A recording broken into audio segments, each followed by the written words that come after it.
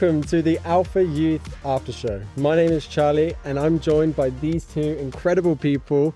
Guys, why don't you introduce yourselves? I'd love to. Hi guys, my name is Nolwandle. I'm based in South Africa and I'm a student at the University of Pretoria.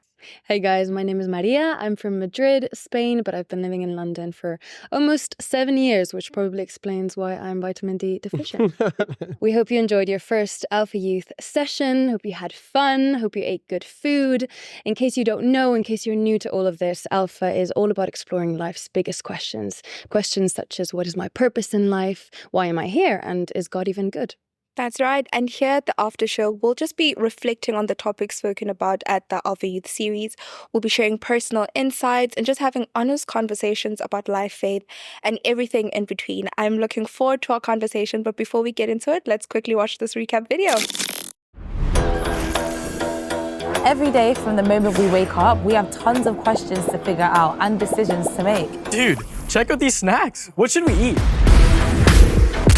What makes you happy? Nice cars.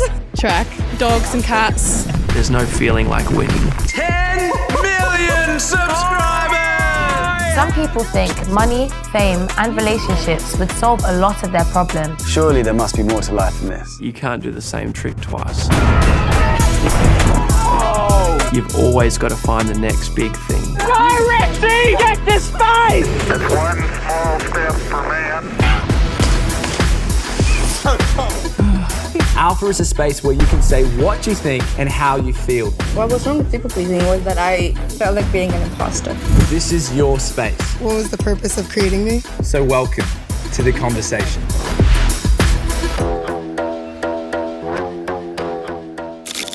So guys, what did you think about this video? I loved it. I think what stood out the most for me has to be Perla's story. You know, how she speaks about navigating life in this big city, New York, and she's navigating insecurity, people pleasing, and that resonates with me so much because I've been there, I've struggled with that, and she encounters the love of Jesus, and that just shifts something in her internally. Like she experiences joy, an internal sense of being content, and that changes the way she navigates friendships. She speaks about how she has pure connections because she's connecting from a place of love. And I absolutely love her closing quote. She says, there are 9 million people in New York, but God only made one Perla. How cool. Loved it, Yeah, I love the session. And for me, it was Brett's story that really resonated. I think he touched on something that we kind of all feel at some point.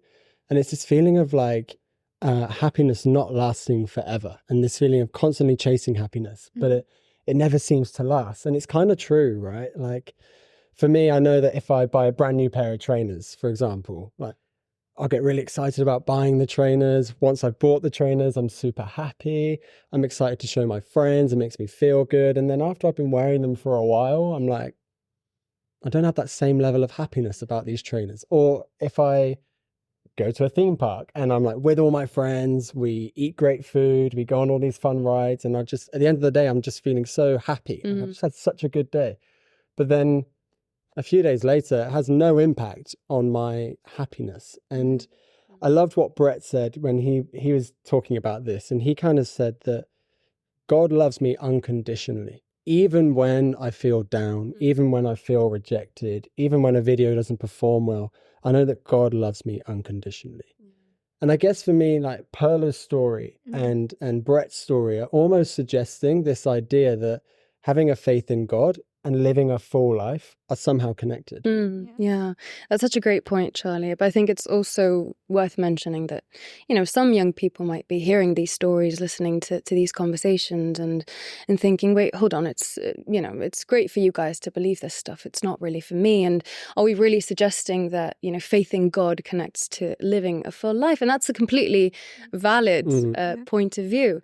There's a really interesting quote by an author called C.S. Lewis, which you might know for being the author of Chronicles of Narnia. Charlie loves him.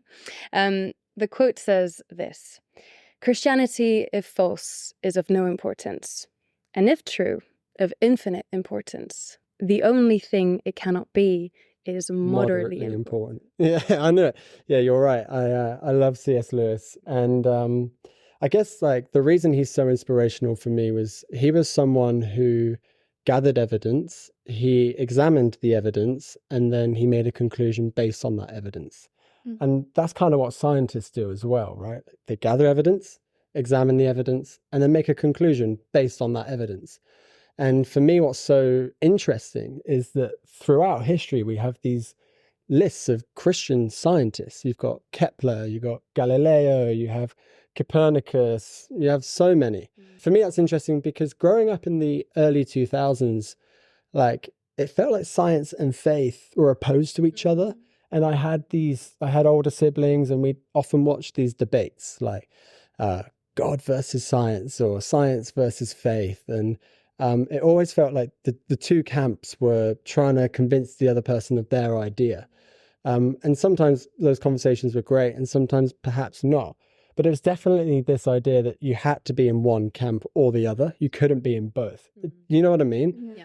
And as I've kind of gotten older, I feel like I'm starting to realize that science and faith can actually complement each other really well. They just help us answer different questions about the universe. So you've got like science can help us answer questions about the laws of the universe, how things are done, how we measure things.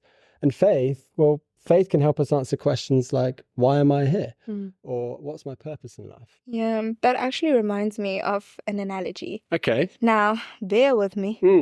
I'm going to need, for the purpose of this analogy, Maria will be the scientist, sorry. Okay. And you can be the oven. Great, thanks. Absolutely lovely. I'll So happily be your oven. for this analogy, we have our little cake mix. I do know how to make Oh, I love this. scratch. Oh, lovely. TMI for no reason. So let's say, for example, I decide to make this cake. I'm mixing in all the necessary ingredients. Oh, lovely. All over the table. Yeah, wonderful. Yeah. On my shoes. I mix it in and I'm putting everything that needs to go in here. I put in cracking the eggs. everything that's needed to make a cake. And I put it in the oven. Oh, yeah. On the oven. You the oven. Go about my day and ding, ding, ding.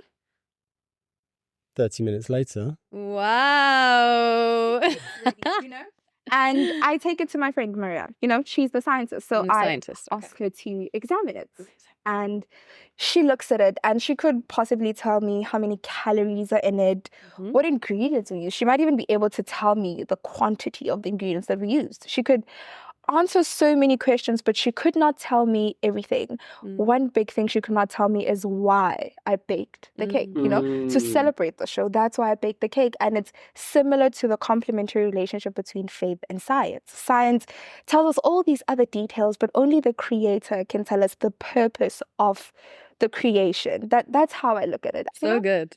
Honestly, like so that analogy. good. I want to eat some cake. Yeah, I'm going to eat this the when we was finish good. this. Oh my goodness. Great. Amazing. Well, thank you guys so much for watching. We hope you enjoyed this episode. Next week, we will be diving into the question, Jesus is ... And if you did enjoy this conversation, then please feel free to subscribe to our channel. And we'd love to hear from you. We'd love to hear your thoughts on what we said and on what was shared in session 1. So feel free to add a comment or get in touch on social media. We are at Alpha Youth on all channels. But until then, we'll see you next time. Bye. See you guys. Bye, guys.